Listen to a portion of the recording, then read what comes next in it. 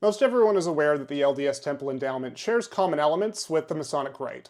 But just how much do they actually share? Like, can we stick an actual number on that just for a bit of context? There's a new article this week that tries to do just that, but importantly, they don't just give one estimate, they try to slice it up from a bunch of different angles. For instance, you could tackle it as if you're trying to compare two different plays. Do they share the same setting, characters, props, costumes, things like that?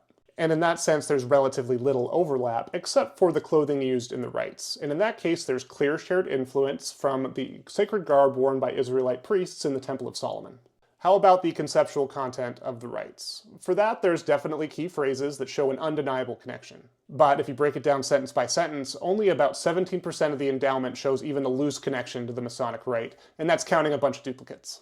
And if you look at individual words, the endowment has way more vocabulary in common with, say, the books of Abraham and Moses than it does anything in the Scottish Rite.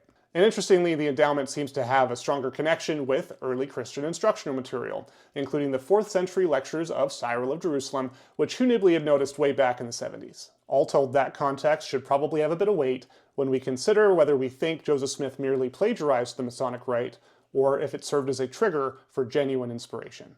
Check out the full article by David Eddington, and for those of you with your own endowment, I'd be interested in hearing what the Spirit felt like the last time you were in the temple. I'll see you next week.